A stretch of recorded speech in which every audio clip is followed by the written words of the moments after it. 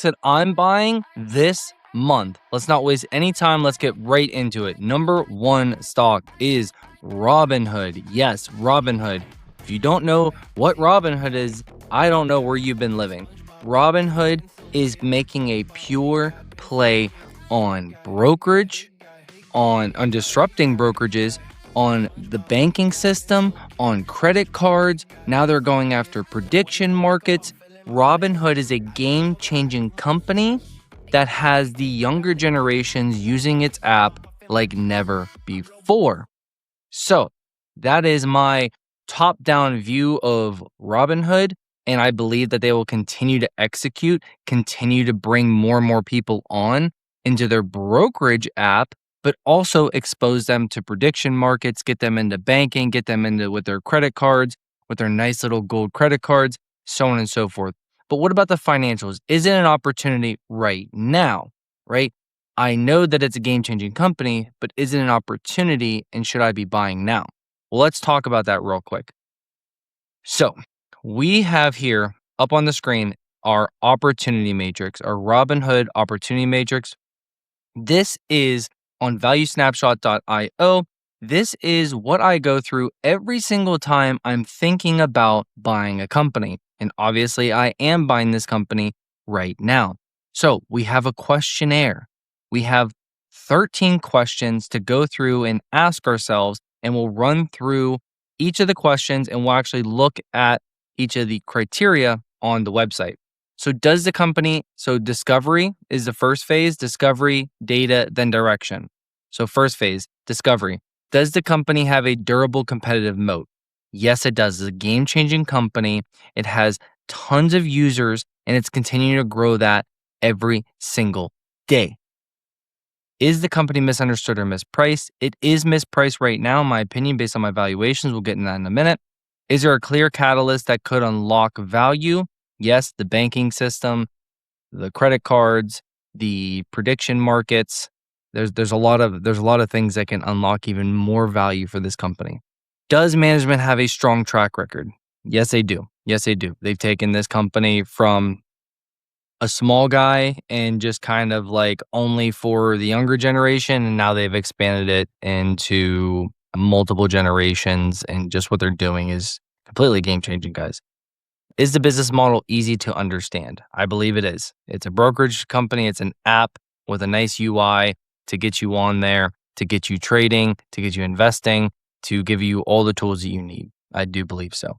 Okay, so 5 of 5 on discovery. And this is basically on my opinion. If you want to run through these same questions and ask yourself these and have this nice checklist and all of these tools, you can join you can join Value Snapshot on valuesnapshot.io. We're offering a 7-day free trial right now. You also get access to the community. And what the community has is my investment feed. So it goes over my due diligence, projections, valuations, my portfolio, all my moves that I make. We have chat, we have articles that I write up, and then videos, live streams, and more. And then we even have an inner circle where I do portfolio reviews and I do one-on-one mentorship. So if you want access to that, all of this besides the inner circle, it's a 7-day free trial, only $8 a month right now, less than a quarter a day. So next step is to go through data. The data. Are revenues and earnings growing? Are margins stable or expanding? Is cash flow strong or improving? Is valuation attractive compared to peers? Well, I don't have to guess. I can come on over here to the financials. I can look up Robinhood really quick, and we can just see the visuals of the fundamentals. So we got the fundamentals pulled up here on the data. We can see quick insights. We can go to trailing 12-month here, and we are going to look at everything. So on a trailing 12-month basis, we do see that on a trailing 12-month, free cash flow margins, net margin, operating margins are up and to the right. They've all expanded very nicely from negative 14%, 6%, and 7% up to 35, 42, and 47%. Very nice there. Revenues up and to the right. Net margins are up and to the right. Net income is up and to the right. Gross and operating profits up and to the right. EBITDA absolutely exploding up and to the right.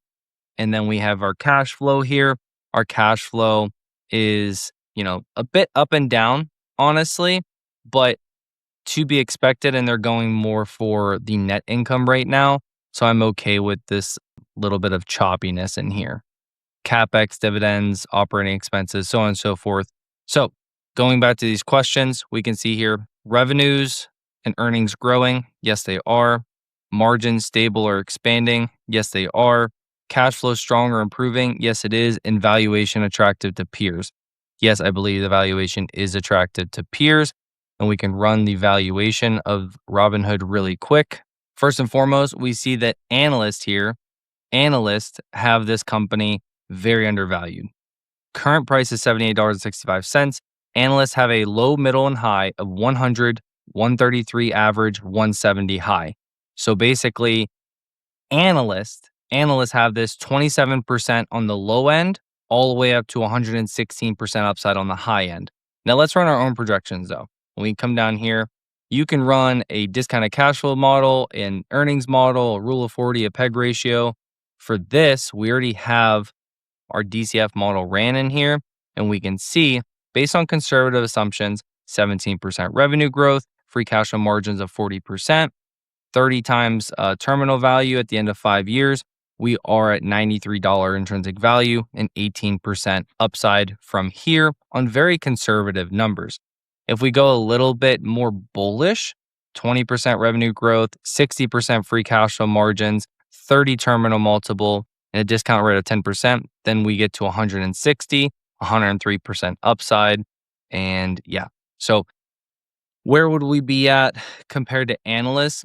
I would probably say we're closer to the consensus of analysts in here.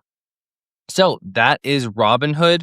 Overall, going back to the opportunity matrix, we can finish out our data and our direction. So now we just need to understand the direction. So we go to our technical signals, we type in Robinhood, and we just want a quick little snapshot of, what is the chart telling us? Well, we're above the 20-day moving average, but we're below the 50, we're below the 200-day, and we've had a death cross, which is 50-day through 200-day moving average, which is very bearish. And the RSI is currently neutral. So the overall signal right now is neutral, and it only gets a 38% bullish score. So again, if we're going back to the opportunity matrix and we sit here, we're going to say, is the stock in an uptrend or on a weekly chart? No, it's not. Is the price above its key moving averages 50 and 200? No, it is not. Is the RSI showing healthy momentum, not oversold? No, it's not. Is the stock holding above recent support levels? No, it's broken down beneath those. So this tells us that Robinhood right now is a hold, right? We answer the questions and we can compare stocks, we can add to our watch list, we can run more valuations, we can look at more financial charts, but this tells us it's a hold. How I invest. When I get discovery and data aligning, and I have basically my matrix indicator telling me that we are oversold or we're in the sweet spot on the weekly time frame, I go ahead and I say it's undervalued and it's oversold. I'm going to start DCA'ing into a half position. So I'm going to say I want to build a 5% position. I'm going to build throughout DCA'ing, dollar cost averaging each week for about a month or two. I'm going to build a half position of my total position that I want in Robinhood. And that's what I've been doing. And again, if you want access to that and all those buys and everything, it's in the portfolio. It's in this community on valuesnapshot.io, and you can get a 7-day free trial right now if you want to. Plus all these investing tools so you can run your own analysis. So right now, we do not have the direction.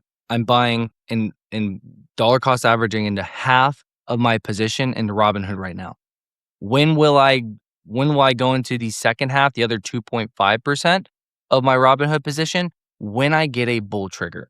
And basically my matrix indicators right here, and I talk about how, I use my indicator suite that I have to get, when I get a bull trigger, that is when I'm going in on trades. And that's also when I'm going in on usually the full second half of my position for investing, because my bull triggers are very, very accurate And when I get them, they're telling me that momentum is on our side and we will continue more than likely in that upward direction.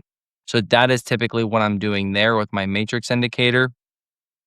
And that's how I do my investing, right? Half of it is fundamentals. The half of my position is based on fundamentals and some technicals being oversold.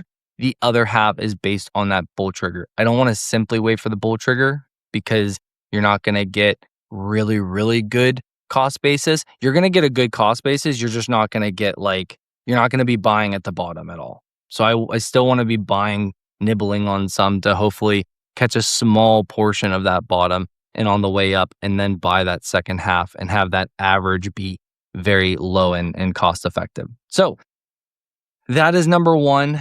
Number two stock is SOFI. Yes, another financial company. Financial companies have been absolutely beaten down the past few months. And SOFI is just another one that I really, really like here. And again, we're going to walk through this opportunity matrix. SOFI is a bank. Again, if you don't know who SOFI is, where have you, maybe you don't live in the United States, that's okay. I totally understand.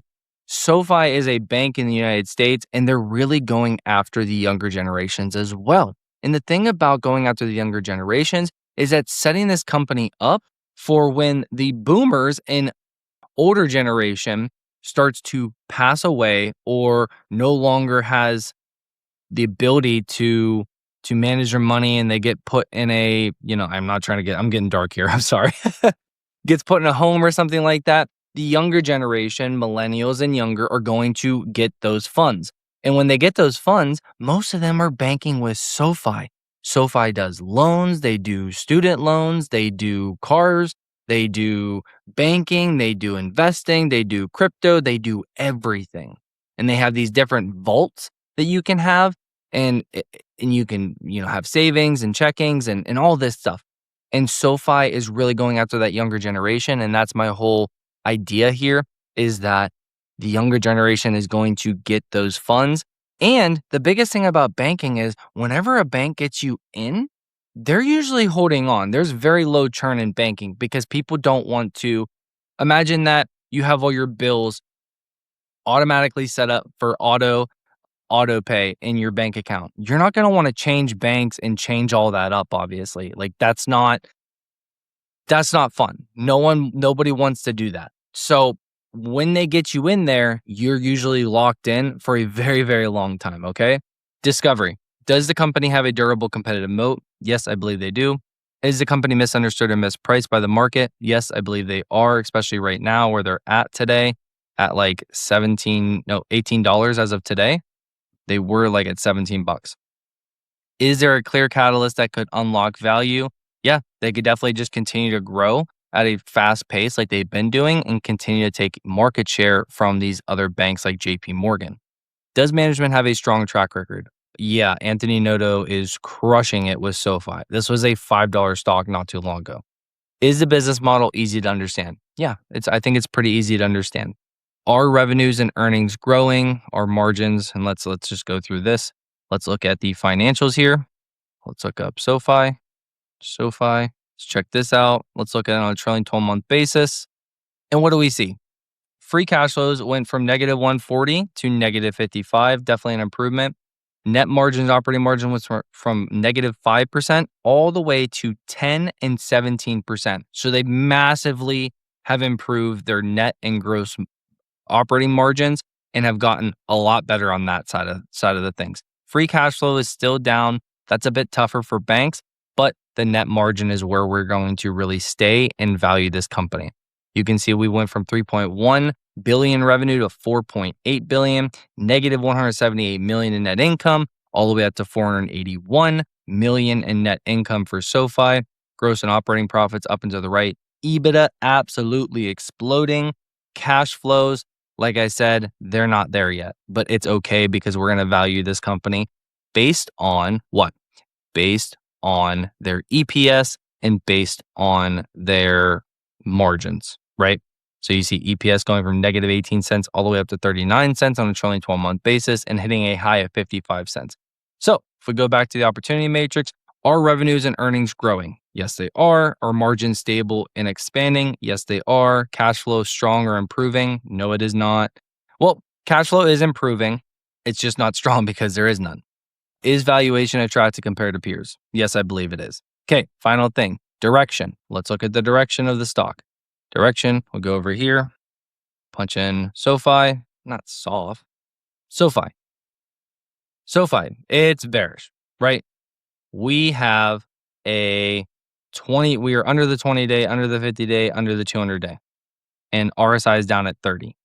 And when we go back to the matrix, this is why all these are X's and it's a hold. But again, we have discovery, we have data. We have 2 of the 3 D's in the opportunity matrix. This is the framework I follow. We have a company that's undervalued. We didn't even run the valuation on this, so we'll do that real quick. We have a company that's undervalued. The RSI, it's completely oversold. This company's oversold in the gutter on the weekly chart, which tells me I'm DCA'ing into half a position now because this thing can absolutely start flying. They're talking about, they recently, Anthony Noto did an interview with some YouTubers, and he was talking about like if our stock price is still like at these levels on March 1st, like we're going to be buying this stock. So if they start buying and they put their money where their mouth is, I would expect Wall Street to really love that and see this thing start flying. So current price $17.97. The low for analysts, the low of analysts is $18, which gives us, basically we're in line right now. The average, the consensus is $29 and the high is $38. So anywhere from we're fair valued to we're 111% undervalued. Let's run our own projections on EPS model. Let's pull up the one. Nope, haven't done one yet. Okay, so 38 cents. I believe that they're going to continue to be able to grow their EPS somewhere around 25%. I believe they can command a 40, I would say a 35 PE in 5 years' time. And that puts us at $25 fair value, a 40% undervaluation right here, right now. So again, we are undervalued. We have the discovery. We like the stock. We like what we're seeing. We have the data. Everything's getting better. The financials are getting better. The fundamentals are getting better. We just don't have the direction. But we are very oversold and we have a very nice opportunity to be buying at at really great prices that we haven't seen in a very long time. The stock has almost been cut in half from its highs, guys. It's almost been cut in half from its highs. So I'm starting to buy and DCA'ing into half of a position of my total overall position. So again, if I want to build a 10% position in this, right now I'm DCA'ing for the next month or two into a 5% position. And then once we get a bull trigger, once I get that chart and my indicators to tell me, hey, here we go, momentum is coming into the stock, that is when I sit there and I say, okay, I'm coming in with my next 5%. And now I have a full position built. I sit back, relax, and I watch it climb higher because this company is a game changer and undervalued. Number 3, stock number 3. And also, guys, if you appreciate this video, if you like this type of content, like me walking through this stuff, all I ask, smash that like button and subscribe for more. Hit the notifications bell if you don't want to miss any other videos that I post like this. I post these monthly stocks I'm buying every single month. So, and I'm constantly posting 6 to 10 times over on X as well if you want to follow me there at the RonnieV Show. Number 3, no surprise here, guys. You see it on the screen. We're talking about ZETA. ZETA Global. I just recently interviewed their Chief Financial Officer, CFO, Chris Greiner. If you want to check that out, I'll put the card somewhere up here, and then I'll also link it down below in the bio, along with the 7-day free trial to value snapshot. I'll link that down there below as well. The quotes that I got out of the interview with Chris Greiner, the answers from the questions that I asked were phenomenal. This company is going to be a game changer. Nobody thinks it's a game changer, but it's going to be a game changer. I think it already is a game changer. For every $1 spent by a company right now, They're returning $6 in value. They recently took a company that was making like 500 or like 50,000, an insurance company making like $50,000, and now they're making over $10 million while after they linked up with ZETA. Okay. This company, their moat, they're a small cap, but their moat is their data, their first party data. They have a giant pool of first party data that they get to use, and they put it behind a wall. No one else sees it. No one else knows about it. They don't give it to other companies. They don't give it to LLMs. Nobody else knows about it but them. They use it. They train their AI models, their brand new Athena. You see my Athena hat? Their brand new Athena supercomputer, basically. Their super AI that basically bridges the gap between human and AI to basically give the user, the companies that are using ZETA, giving them an AI assistant, a super intelligent AI assistant at that, to help them market. So imagine having a super intelligent AI assistant that you can conversate with, and they say, and you tell Athena, hey, Athena, I want to have more sales in this department. Okay, let me look at that. Blah, blah, blah, blah, blah. I think you should be putting more ads out into Instagram for this specific pool of people. Blah, blah, blah. Bang. There you go. So it's really good at targeting specific types of people, geographies, so on and so forth. So amazing. The recent acquisition of Marigold too, chef's kiss. They're getting so much more data from that acquisition. And I can go on and on about ZETA. But if you want to check out more of my ZETA content and why I'm so bullish about this company, I've already talked about it multiple times. I'll link the playlist to my whole ZETA playlist down in the bio below as well. So we can just kind of go through this one quickly. Is the company misunderstood or mispriced by the market? Right now, yes, it is. People don't understand the moat. People don't understand the company at all. Is there a clear catalyst that could unlock value? 100%. They are fully releasing Athena at the end of the first quarter. So by the end of March, they're fully releasing Athena. And you already had TKO, which you don't know TKO probably. They're the parent company of the UFC and the WWE. You probably know those brands. Their chief marketing officer came out and was blown away and lauding the absolute heck out of Athena. So that just gives you goosebumps as a shareholder. You're like, wow. Do you know how many people watch Monday Night Raw, SmackDown, just watched Elimination Chamber this past weekend, TK and UFC event this past weekend in Mexico? Guys, and their head honcho for marketing is sitting there saying, yes, this company is great. Athena, their product to bring it all together, the bow on the top of the gift is amazing. Love it, guys. Love it. I'm in this game. I'm in this stock for the long term. It's very volatile, but that's because people keep selling and they don't know what they hold. Does management have a strong track record? Absolutely. Absolutely. Management is amazing. I've interviewed David Steinberg, the CEO. I interviewed the CFO, Chris Greiner. Absolutely amazing people. I met David as well in person. So absolutely amazing people, and they know how to run a company. They guide under and then they over deliver, which is the way that you basically get on Wall Street's good side. They just had their 18th straight beat and raise quarter. Insane. Is the business model easy to understand? If you actually just look into it and we break it down for you, like me or Nick, like break it down for you and like help you understand how they're using that first party data, I think it is pretty easy to understand. You just have to actually try. All right, so let's look at the data. Let's pull up nope, don't have it there. ZETA. Let's pull up our financials. So we can just open it right here. Revenues and earnings growing. Are revenues and earnings growing? Well, let's see. So I want to look at this on a quarterly actually, because they just had their first net income quarter since 2024.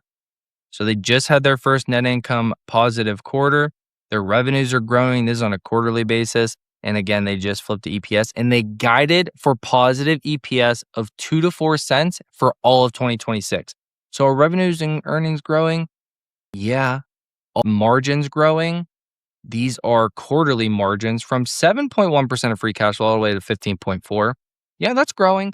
Negative operating net margins to positive operating net margins. Yeah, that's growing. So yeah, they're not stable, they're expanding. Cash flow strong. Yep, cash flow margins are strong. Let's look at the actual cash flow down here. Here you go. Look at that cash flow. Like Warren Buffett says, cash flow is the lifeblood of a business. You could do so many things with cash flow. You can reinvest in yourself. You can buy back shares. You can make acquisitions. You could pay out a dividend. You could do so many things with your cash flow. Look at this, 13 million to 61 million, almost 6xing, guys. Amazing. So yes, it is. Is valuation attractive compared to peers? Let's run a quick valuation model and then click the wrong thing. ZETA. So where are analysts on this one too? Wow. Analysts on the low are at $25, $29 consensus, $36 bull case. We're currently at $17.27. They're saying 45 to 108% upside. That's massive. My goodness. But what are my valuations? My valuations are that we are about 69% undervalued. I lean with the consensus of analysts with my conservative assumptions. We're currently at $70.28. I believe that intrinsic value is $29.20. That's only growing 21% per year. Free cash flow margin is getting to 16%, and they're currently at 15.4%. This is over next 3 years. And the terminal multiple being 23, which is what it is right now. Yeah, and we'd be at 69% higher during that time in 3 years. Insane. So yeah, it's attractive. Now let's look at our technicals, right? And it's going to be same as the rest, guys. The market since October has been a chop fest, but since like the last 2 months, the markets have really, really been getting crushed, just absolutely crushed in certain fields. ZETA Global is they're in that SaaS field, subscription as a service. They're in that SaaS field. So yeah, they're just getting crushed along with SaaS because they think Claude and AI is going to eat their lunch, but they literally have Athena. They literally have Athena and they've been working on that for like 6 or 7 years. So they've been doing this. They've already been skating where the puck is going. So yeah. Overall, we're neutral. We are above the 20-day, so we're starting to climb higher after those amazing earnings, but we're still below the 50 and still below the 200. So when we pull this up, we can just go through real quick. They're all in X, but ZETA is still holding above support. Their key bottom main support. So they're still holding there. So it is a buy right now. And again, my conviction in the stock is so high. We have the discovery, we have the data, it's undervalued, it's oversold.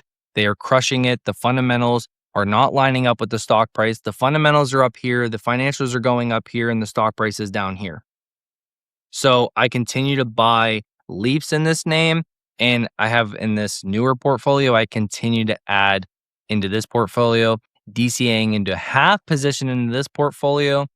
But just to be honest, we already had the direction before. So I already had been building out my long-term position in this name in my other portfolios, mainly with leaps. Okay. Number 4, Netflix. Yep, Netflix. Why Netflix? Well, Netflix has just gotten absolutely dragged down due to the whole Warner Brothers deal, which I'm not going to lie, I'm kind of upset that they bailed on the Warner Brothers deal. I just think it would have made them, they're already a moat company. I just think it would have made Netflix an even better moat to have Game of Thrones, Harry Potter, DC, Superman, Batman, all of that to be able to bring and constantly have on Netflix as well. Paramount ended up getting them. It is what it is. Whatever, right? They basically drew a line in the sand. I do appreciate that with their management team saying, you know what, we're not just going to pay whatever crazy price, because Warner Brothers has a ton of debt as well. And that's why I've been DCA'ing in a half position on this, because also we have discovery, we have data, but we don't have the direction. The direction isn't there. Okay. The direction isn't there for Netflix. So I've been DCA'ing in the half position, and we're starting to get there in the direction now. But that's because we were like at 70s, 80s, and then we just absolutely rocketed. Like I'm literally up already 25% on some of my half position that I've been building out because once they announced that they were pulling out of the Warner Brothers deal, it just flew higher. So that's sad to me though, again, but whatever. I'm going to continue to DCA out my position because does the company have a durable moat? Yes, they do. It's Netflix, guys. You guys know Netflix. They are super, super good. They just signed a deal with WWE. They got Monday Night Raw on there.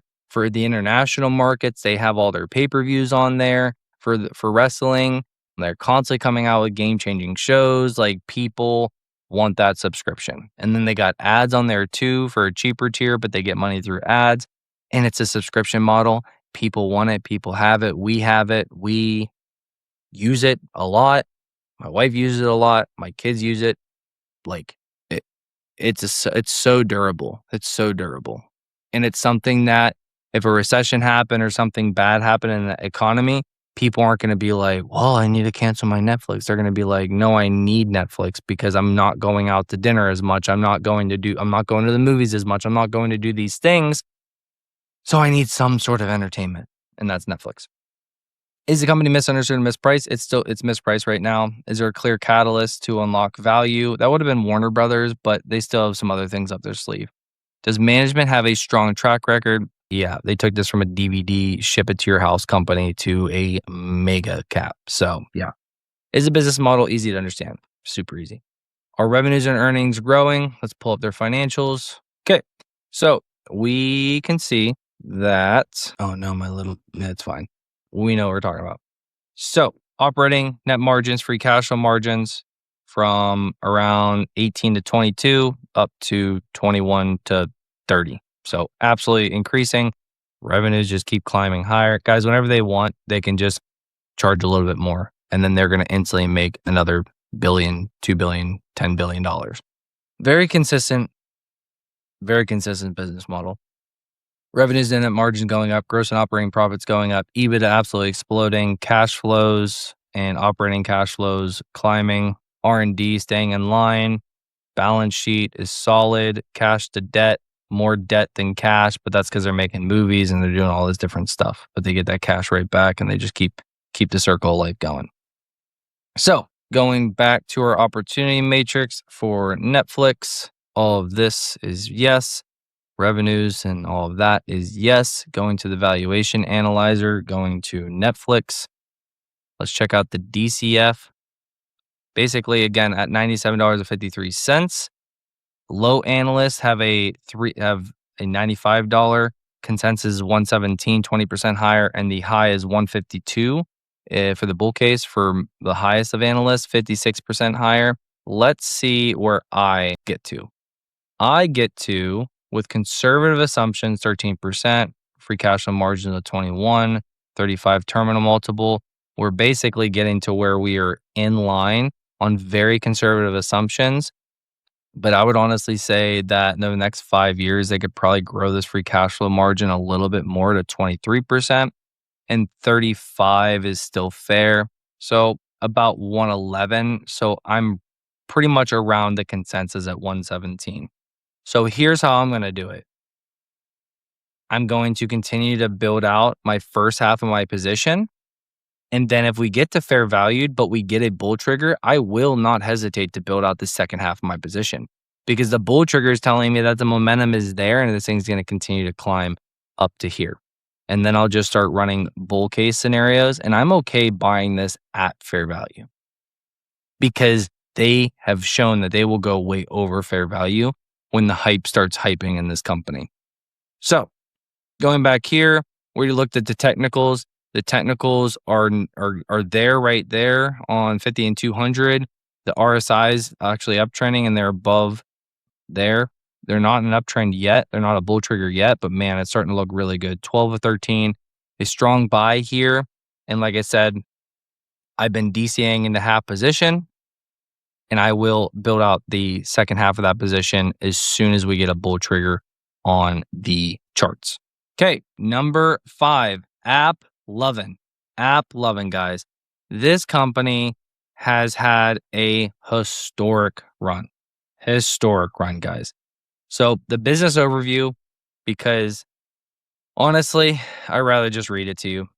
Application industry, providing a comprehensive platform for mobile app developers to grow their businesses.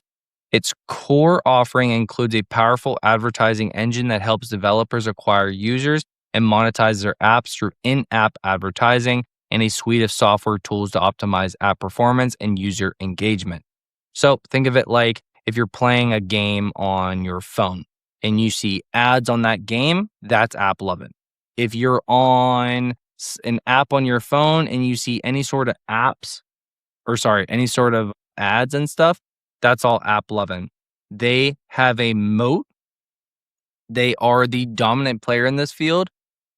No one comes close to them. Even the big guys are using them. And it's an insane moat that they have, guys. And the price appreciation that they've had, they've gone from it's crazy, guys. They've gone from sub $100 all the way up to $400 or over $500 at one point. So let's just go through this final checklist for number 5. Again, if you're still here, I appreciate you. And if you like these videos, like the video so more people can see it, share it, and subscribe if you want to see more content. Does the company have a durable competitive moat? Yes, we just talked about that. Is the company misunderstood or mispriced by the market? Right now it is. Is there a clear catalyst that could unlock value? They're talking about having a social media app. I don't know about that. We'll see. It could. Does management have a strong track record? Yeah, for sure. Is the business model easy to understand? Yeah, they're on the back end of doing ads on your apps. Ads on apps. Ads on apps on apps. All right. Financials. Let's look at the financials. Where are we at here? AppLovin, trailing 12 month. Look at this, guys. Look at this. Gross margins going from 70% to 86.5%. Free cash flow margins going from 32% to 68%. Net margins and operating margins 16.5 and 25, all the way up to 57.4 and 68.5. They did all that in like a year, 2 years. Wow. Look at this revenue, 3.6 billion to 5.8 billion. Look at this net income. 597 million on 3.6 billion. Now over half of the revenue is net income hitting the bottom line. You serious? EBITDA 1.4 billion to 4.2 billion.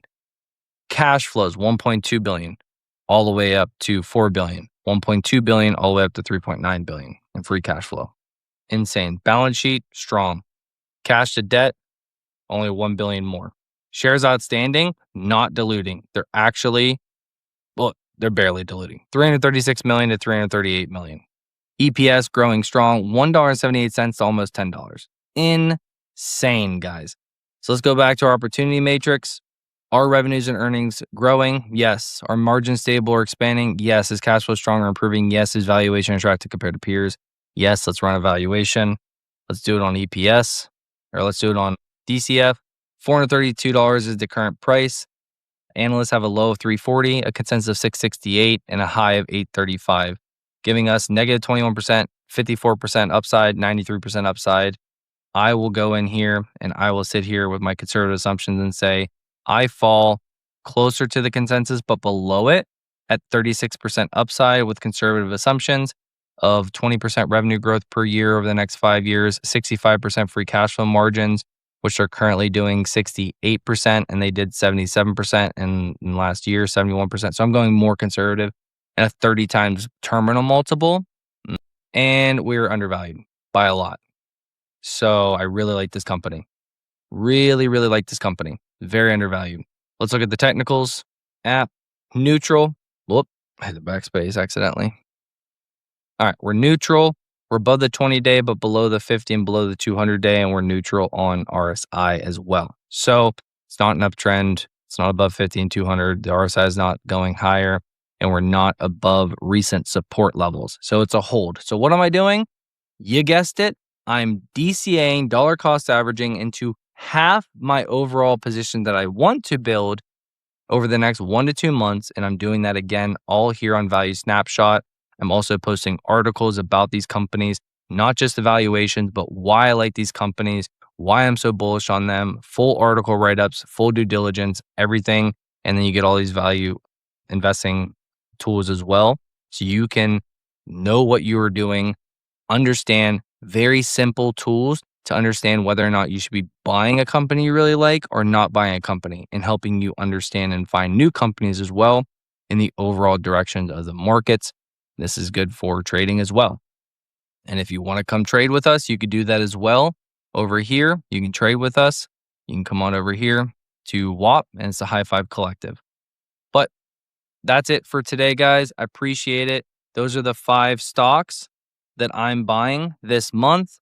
I will catch you guys in the next video. Take it easy and have a great day.